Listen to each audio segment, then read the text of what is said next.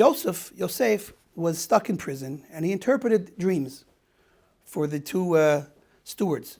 One of them was the baker, the king's baker, Paro's baker, and the other one was in charge of Paro's wine. They both did something wrong. They were both put in jail, and Joseph comes and tells them that one is going to die and one is going to live. So Joseph is standing in front of this person, and he's reasoning to himself, this person is about to go back to his job in a few days. His job was to serve Paro, the king of Egypt, the person in charge of everything, all of the court system. He's the real boss. So he figures this is a very nice opportunity. Perhaps even God ordained this whole situation so that this person can be the vehicle through which I'm saved. I'm an innocent man in jail for 10 years now. So he decides to tell this person, I'm an innocent man, I'm here, and please, when you go in front of the king of Egypt, remember me. Remember me and the kindness I showed you when I helped you, and please mention to him that there's an innocent man stuck in prison. And he says it twice. He says, mention me and remember me. He does, there's like a repeated language there in his request. And then the story jumps forward 2 years. And we find out 2 years later, Paro has a dream. And the big question is, what's 2 years? 2 years for what? What are we counting 2 years from? And so the idea is we're counting 2 years from this episode with the person in charge of the king's wine. And the rabbis, of course, having a level of perception that is truly a gift from God, were able to understand that really when Yosef asked twice, or mentioned the double expression of remembering and him, so he made some kind of I don't want to call it a mistake, certainly not at this point in the discussion, but what he did resulted in God saying that, Joseph, you're going to stay in prison now for 2 more years.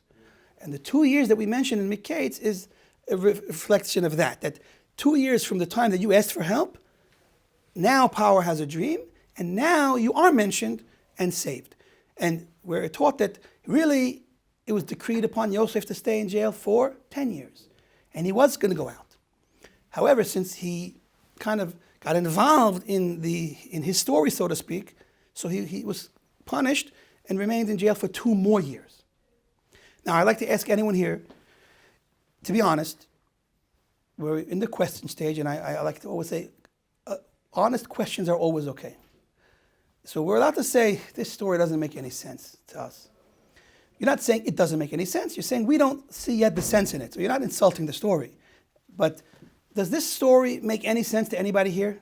Do you see any reason why a person should be punished for 2 years in jail for telling a person that he logically saw that was going to be in the right place at the right time to help him get out, and asking it once, twice, even 100 times? I mean, how many times do we ask a coworker or a friend or a connection? You know, it's all about, it's not what you know, it's who you know. How many times do we make that phone call and the reminding email? Did you do that for me? Did you ask? Because we want a friend to get us a job, to get us something. We're always turning to the people around us for help. There's in fact a verse that says that King David himself says, may God be among my helpers. What do you mean, may God be among your helpers? If you have God, what are you a helper for? The answer is God helps you through the helpers. There's a certain amount of responsibility we have to make an effort to help ourselves. As the famous saying goes, I don't know if it's a Torah expression, but God helps those that help themselves. And it sounds very true and very logical. If you don't help yourself, what are you expecting Hashem to do for you? Help yourself, and Hashem will also help. And this is the verse. I want God to be among my helpers. What essentially I think King David is saying is that if God is behind my helper, if he's with my helper, then there'll be success. If God is not with my helper, then all the help in the world won't be a success. But still, we see that we need that helper. So what was Yosef's flaw? What was wrong over here when Yosef asked the minister of the wine for help? Wasn't he just fulfilling that idea that King David is saying, that God should be among my helpers, so this person is sent by God to help me, so I'm asking him for help. So it should be beautiful. He should have gotten out. Why is he staying there for 2 more years? Any suggestions on what could be a rationale behind his punishment? Because he said 2 things. Beautiful. We have one suggestion that he said twice, which I emphasized a few times. Good. He said it twice. Any other suggestions? Any other approaches? Anyone else? Can you repeat the question one more time? the question is that we know from the oral Torah, together with the written story of Joseph in prison, that he asks for help at the very end of this week's portion to be taken out of prison because he's innocent. And then the Torah tells us that he's stuck there for 2 more years. So the rabbis explain to us that because he asked for help to get out, so God punished him an additional 2 years to stay in prison. And we're asking, why? How could that be? Person's responsible to help himself, hishtadlut in Hebrew. So why was he punished for making hishtadlut? He's supposed to make hishtadlut. That's the question. So Daniel over here said, because he asked twice. Now, if you notice in my presentation, I already said that we would ask not twice, maybe 20 times we would ask for help. You know how many times I remind someone that I'm expecting a favor from, or to help introduce me to somebody that's going to be good for my career or whatever? I might ask him 200 times. Maybe that's exaggerating, but certainly more than twice. A reminding email, a reminder to the reminder email. We all ask way more than twice. So what's going on in the story? Anyone else? On his level of Yosef, he shouldn't even need to ask at all. Oh. He was already safe from the pit with the camels or the Arabs that took him down to Egypt. He was already, so he should have just had all his Wow, you hear what Daniel is saying? First of all, he's contradicting himself, which is good. It's just a sign that he's a good Jew. But he said, first of all, that the problem was that he said it twice. Now he's saying the problem was saying it at all. So you realize what you... One would have been all right, but I don't know. So the truth is, great minds think alike, or fools, they say seldom differ. Either way, we're both on the same page, because I want to share both of those. I want just both of those options. So we're in the same boat. Either we're just fools, or maybe you're smart, and then Hashem helped me be smart also today. Basically, let's get on with the story. So let's start with the basics, meaning we'll start with a simple explanation, and then we'll try to maybe get deeper and get a bit fancier. On a simple level, as we started, a person is obligated and must make an effort to accomplish anything he wants to accomplish in life. A person can't sit down on his hands and expect everything to come to him. He's not going to get assets and money and food if he sits and does nothing. He must do. So effort is necessary. And that's the problem with our story. We seemingly look at the story and see that Yosef did reasonable effort. So where is there room here for punishment? So the first indication that something maybe is off is in Joseph asking twice, not asking twice, but mentioning twice for this person to help, meaning maybe it was enough once. Again, from our perspective, that's hard to accept because we wouldn't only ask once or twice. We might ask 10, 20 times for help when we need help. So we must now introduce another idea, is that Joseph was on a very high spiritual level. Joseph saw in his life God's hand. Even though he had hardships. Now again, this is a beautiful lesson in and of itself. Just because you go through hardships and you're having a tough life doesn't mean that you're having a life that God ignores. Joseph saw God in his life, even though he went through suffering. And that's an amazing thing to appreciate and realize. I would add that perhaps when we're having more difficulty in our lives, it's an indication that God is more involved in our lives. Because when things are routine, so that's normal. But when things are shifted, it almost points to more of a personal attention and detail that God is taking in our lives. It could be for the good or for the bad. But when there's change, that's a sign that Hashem's doing something. And certainly a person like Yosef was aware of this, as was pointed out by one of the students. So Yosef sees great miracles. He sees that even though things are going bad, his brothers wanted to kill him, and then he's sold into slavery, and he's been then put in prison. So he sees a lot of negativity, but at the same time, everywhere he goes, from that negativity comes out a positive result. And certainly it means that he was seeing things coming from God and doing his best to work with the situation that God was creating for him. And so here too, when he sees this Egyptian come and he could be the potential salvation, certainly he must be aware that this is happening because God arranged it, ordained it. And so he makes an effort. But the question is, how much effort is someone on his level that experienced so many opened, not miracles, but so many signs that God is helping him. So how much effort really fits his personal spiritual level? So there are different ways to discuss it at this point. One could say, 1 time was enough. 2 times is overdoing it for Joseph. And let's start with that approach. So according to that, if he would have only asked once, he would have never been punished. So it's just accepting that he's allowed to make an effort, he's allowed to get involved a little bit and say, hey, remember me, please, you're going to be by Paro, talk to him, tell him I'm innocent. That's allowed. And if his intervention or his involvement would have stopped there, we would not have a 2-year break. And it's only because he said it a second time is why we are now hearing all about this problem, and then he gets 2 years punishment. So the only problem with that approach is that seemingly the entire problem is only the second time. The first time was fine. The second time is the problem. So why be punished 2 years? The rabbis, the Midrash says that he was punished for 2 years, for 2 times 2 years. So we have an issue now is, why is he being punished for both statements? He should only be punished for the second statement. It would come out to only 1 year. So now what we could say is this. The second time he says it, it shows that he was putting too much trust in the Egyptian. So the question we would have now is, did that trust just develop in the second time, or was that dependency on the Egyptian also there in the first time?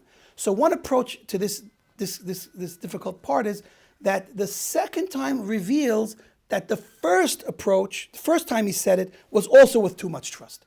That would answer simply why he was punished for 2 years. What we said at the beginning is we have to now take back and say that really the first time would have been okay had he said it perfectly without putting too much trust in the Egyptian.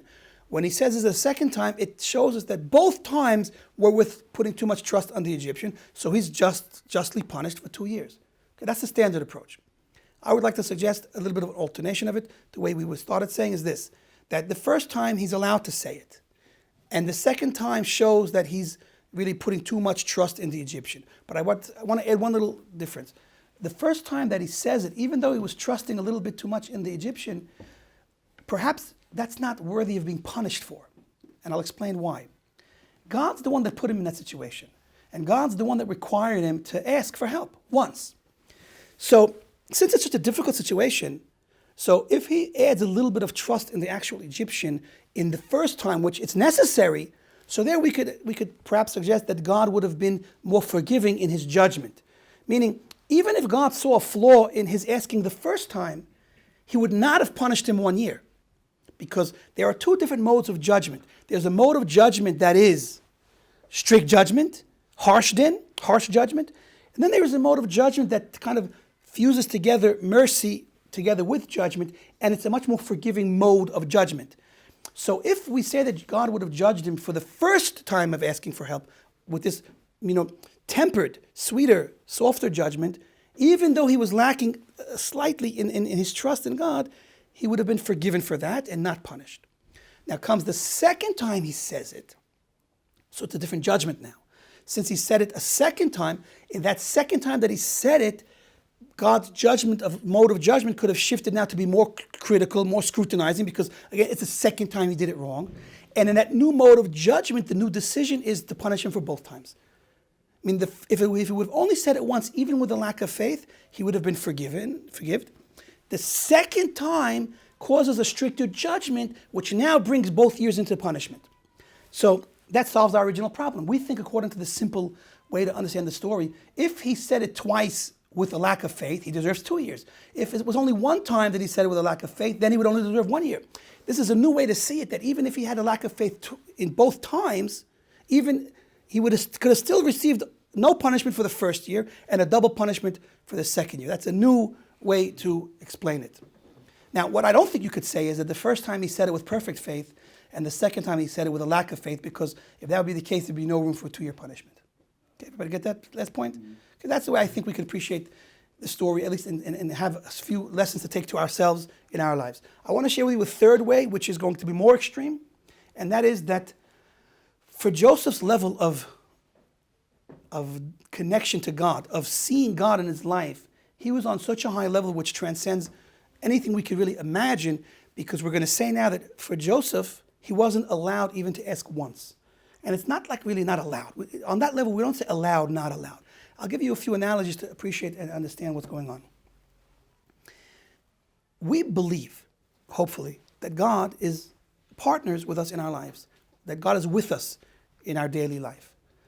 We do things, and we know that alone we will never succeed. but as we said from the verse from King David, but if God is among my helpers and if God supports my efforts, the success will really be because Hashem blesses my actions to be successful. So it's really like a partnership. Together, God and me make the life and the success I experience. And that's acceptable. But that's for me. Now, let's take the analogy of driving on the road. Imagine I'm driving on the road. So I know that if I don't get in the driver's seat and drive and move the steering wheel and put my foot on the gas and brakes, of course, don't forget the other one, I'm not going to go anywhere. So I have to drive. But at the same time, I know that with all my driving, I can't go anywhere without Hashem. So I know that God is helping me while I help myself. That's the standard approach in life. And that's perfect for me and maybe for all of us here.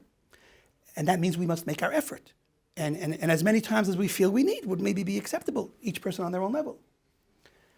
Imagine now I'm sitting in the same car, and I cannot see with my own eyes because God doesn't take physical form, but I can see with the eyes of my mind, and I can feel with all the bones in my body that God is right there in the car with me, and he's putting his foot on the pedal, so to speak, and he's turning the wheel. So imagine I'm in a car now where I see clearly that God is the driver. Of course, this is a mashal for my life. Imagine we were able to see in our lives that God is actually driving, which is a big chiddush. This is a novel approach, it's not a normal approach. But imagine I have that much clarity that God is the driver. It's not so crazy, by the way. It says, you know what? In heaven, the angels see that God is the driver. That's why they're angels. Imagine we could reach the level of clarity they have to see that just like in heaven, God is the driver, so too on earth, he's the driver. Imagine we reach that level. Maybe it's possible. According to the Mefarshim, it is. Joseph reached that level. So Joseph's in this world, and he sees 100% that God's the driver. So imagine now, God's driving, and he's making a turn, and I'm like not so happy with that turn, or I'm anxious to see that turn go better, and I reach my hand and I try to help Hashem turn the wheel. I'm helping God drive. Shame on you. Helping Hashem drive? He doesn't need my help. No. So now we can appreciate Yosef HaTzadik, the ultimate believer, the greatest believer and truster in God that ever lived. The sages go so far as to say when it says in Tehillim, fortunate is the person that puts his trust in God, that verse was written for Yosef HaTzadik. The ultimate believer.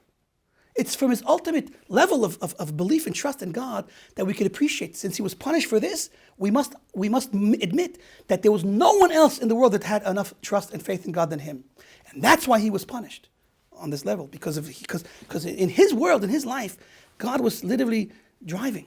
And he got involved and he tried to, help God too much drive. That's the idea. And so we can actually use this as a very empowering, helping us to build our trust and Emunah. Even if we can't see it and feel it like he did, we could try to believe it. God is driving. We have to just accept and enjoy the ride and realize what he wants us to do as part of it. He lets us get involved. What does he need and want from me in this journey? Now, we can take God where we want to take him and he'll follow us. He says that. He says that in different places. We should know God in all of our ways. We point out that we're talking about my way. It says the path you want to choose, God will go with you down that path. So there is a lower level, and God will oblige us. And he won't abandon us because we went in the wrong way. He'll come with us. But imagine if we could reach the point to realize, instead of taking God where I want to take him or where I want to go, maybe I'll try to go where he wants to take me. Imagine. That's what we see in this story. Now, I want to say all this in a bit more deeper terminology, using more Chassidut and Kabbalistic ideas, and then we'll conclude. Essentially, this idea is expressed like this. God, we know that God has many names, right? He's not confused. He just has so many different ways of expressing himself. We're confused sometimes, maybe, because it's hard to make it all, get a clear vision of all of these expressions. But the fact that God has many names tells us that God expresses himself in many ways. One of the main names is Elohim, Elokeinu. That's the idea that word represents concealment, when God is hidden. And really nature, the same numerical value of nature is the same numerical value of Elohim. So nature hides God. But does that mean God is gone? No, God is here through nature. God works through nature, but it's still the same powerful, all-powerful God. Interesting in English, by the way. I don't know if you could do gematrias in English, but you could certainly do this, right? If you take the phrase, God is nowhere, God is nowhere. And you just shift a letter this way. That same phrase spells God is now here. Now, I thought that was an unbelievable chiddush. I thought I was a prophet. God is sending me chidushim. Of course in English, because at the time I only knew English, I think. And then I found out that I'm not the only prophet, or none of us are prophets, but we can all have these insightful thoughts, because I Googled it and found out that I'm not the first person that came up with that chiddush. But anyway, it's a chiddush nonetheless. God is nowhere becomes God is now here if we just shift our perspective. And that's nature. The fact that the numerical value of nature matches with the name of God, that's Elohim, tells us that really God is here. He created in a way that it appears as if he's nowhere, but he's really here. And it's our job to look through the surface and get to the depth of what's going on and feel and see God in the world and in our lives. The hidden God. That's an amazing thing. To see and feel the hidden God in this world, that's an accomplishment. And that's why he's hiding. He's playing hide and seek. It's a hide and seek game. God is hiding, and he really wants us to find him. The whole reason why he's hiding is because we're supposed to find him. Now imagine, this story can play out in a few ways, and I'm going to go a bit off of the real point, but I think it's a beautiful thought. It could take us a long time to find him, but imagine in the game of hide and seek, imagine this kid there, he's hiding, and he's hot and bothered, and he's excited because he found such a good hiding spot. And he's sitting there, and no one comes. Finally, after a long time, he gets out to see that nobody's even looking for him. So that's the unfortunate sadness and reality of today. God is hiding. The question is, how many people are actually taking the time to look for him? I don't know how many. That points us to the verse from the first day of creation with Adam, after the first sin. God comes to Adam and says, "Where are you?" God knew where Adam was. What he's saying to him was, "Where are you? If you have lost sight of the fact that I'm here, then you're lost. Where are you? I'm here. Where are you?" That's the question. God's here. Where are we? Are we trying to be part of his world? Or have we made a fake illusionary one for ourselves and we're just stuck in that one? That's the Elohim part. There's another name of God that we see, Yud Kei Vav Kei, the great name of God, which corresponds to past, present, and future all at once. It's also from the word in Hebrew, lahavot, to bring into existence. And it's explained to also correspond to the idea of supernatural miracles. The Hanhaga, the way God runs the world through the name of Yud Kei Vav Kei, is no limits, totally above nature. For that level of revelation, nature and above nature is all one. Now, that's the way it's explained, that Yosef reached a level, by virtue of his great soul, to be connected spiritually all the way up to the top. 5 levels of the soul, so all 5 levels were connected to the upper 5 worlds that exist. Once you're connected that high, then when you look at the world, all you see is God. So on that level where you see Yud Kei Vav Kei with the name of God that brings the world into existence constantly and that makes miracles, when you see that, when you're living on that level, just sit back and enjoy the ride. Obviously you'll have tests, you'll have what to do, but certainly you're not going to start putting your dependence on simple people that they're your salvation. And that's the level he was on, and that's why for him he was punished.